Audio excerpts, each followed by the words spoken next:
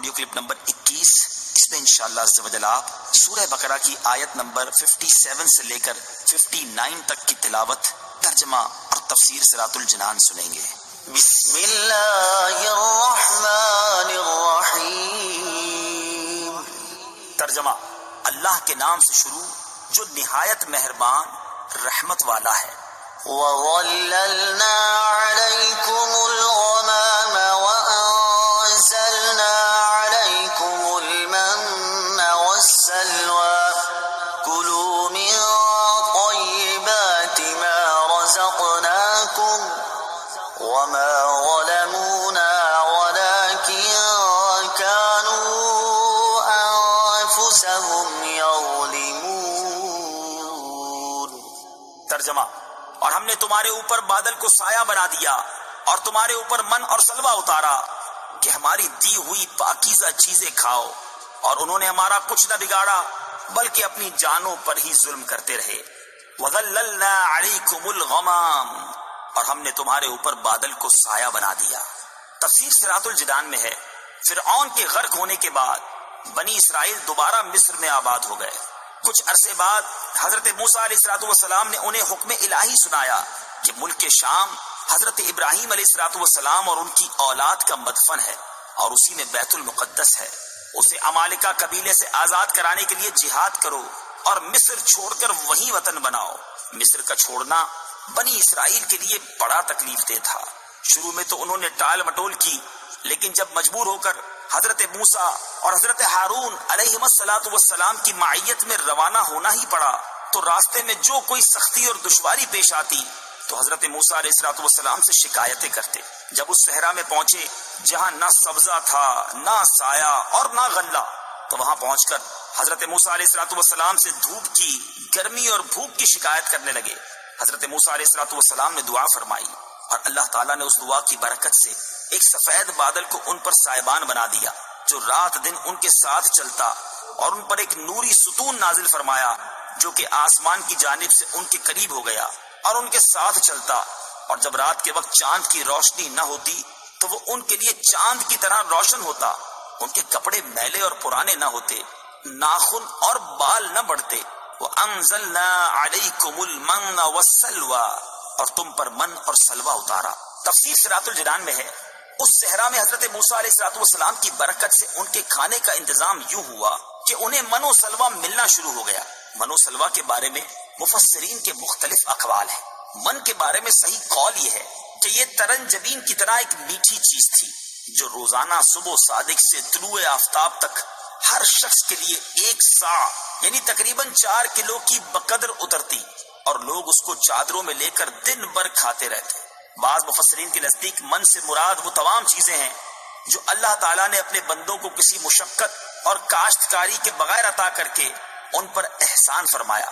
سلوہ کے بارے میں صحیح قول یہ ہے کہ یہ ایک چھوٹا پرندہ تھا، اور اس کے بارے میں قول یہ ہے کہ یہ پرندہ بھنا ہوا بنی اسرائیل کے پاس آتا تھا، اور ایک قول یہ ہے کہ جنوبی ہوا اس پرندے کو لاتی اور بنی اسرائیل اس کا شکار کر کے کھاتے. یہ دونوں چیزیں ہفتے کو بالکل نہ آتی، باقی ہر روز پہنچتی. جمعے کو دگنی آتی اور حکم یہ تھا کہ جمعے کو ہفتے کے لیے بھی جمع کر لو، مگر 1 دن سے زیادہ کا جمع نہ کرو. بنی اسرائیل نے ان نعمتوں کی ناشکری کی اور ذخیرے جمع کیے، وہ سڑ گئے اور ان کی آمد بند کر دی گئی. یہ انہوں نے اپنا ہی نقصان کیا کہ دنیا میں نعمت سے محروم ہوئے اور آخرت میں سزا کے مستحق ہوئے.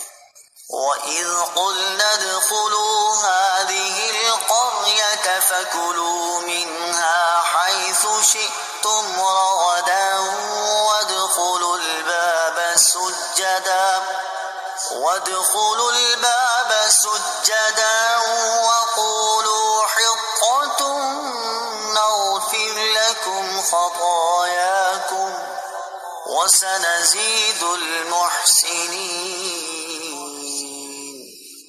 ترجمہ: اور جب ہم نے انہیں کہا کہ اس شہر میں داخل ہو جاؤ، پھر اس میں جہاں چاہو بے روک ٹوک کھاؤ، اور دروازے میں سجدہ کرتے داخل ہونا اور کہتے رہنا ہمارے گناہ معاف ہوں، ہم تمہاری خطائیں بخش دیں گے، اور ان قریب ہم نیکی کرنے والوں کو اور زیادہ عطا فرمائیں گے.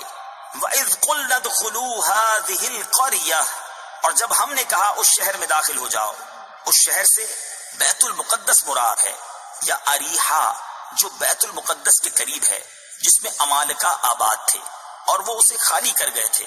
وہاں غلے میوے بکثرت تھے۔ اس بستی کے دروازے میں داخل ہونے کا فرمایا گیا، اور یہ دروازہ ان کے لیے کعبے کی طرح تھا، اور اس میں داخل ہونا اور اس کی طرف سجدہ کرنا گناہوں کی معافی کا سبب تھا۔ بنی اسرائیل کو حکم یہ تھا کہ دروازے میں سجدہ کرتے ہوئے داخل ہوں اور زبان سے حطۃ کہتے جائیں۔ یہ کلمہ استغفار تھا۔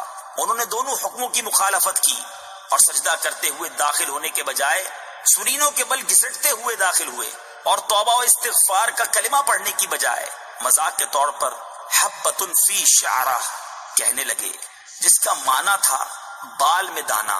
اس مذاق اور نافرمانی کی سزا میں ان پر طاعون مسلط کیا گیا، جس سے ہزاروں اسرائیلی ہلاک ہو گئے۔ فبدل الذين ظلموا قولا غير الذي قيل لهم فأنزلنا على الذين ظلموا رجزا من السماء بما كانوا يفسقون۔ ترجمہ: پھر ان ظالموں نے جو ان سے کہا گیا تھا اسے ایک دوسری بات سے بدل دیا، تو ہم نے آسمان سے ان ظالموں پر عذاب نازل کر دیا کیونکہ یہ نافرمانی کرتے رہے تھے۔ فَأَنزَلْنَا عَلَى الَّذِينَ ظَلَمُوا رِجْزًا مِّنَ السَّمَاءِ، تو ہم نے آسمان سے ان ظالموں پر عذاب نازل کر دیا۔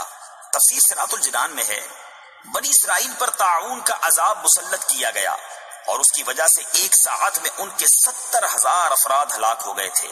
حضرت اسامہ رضی اللہ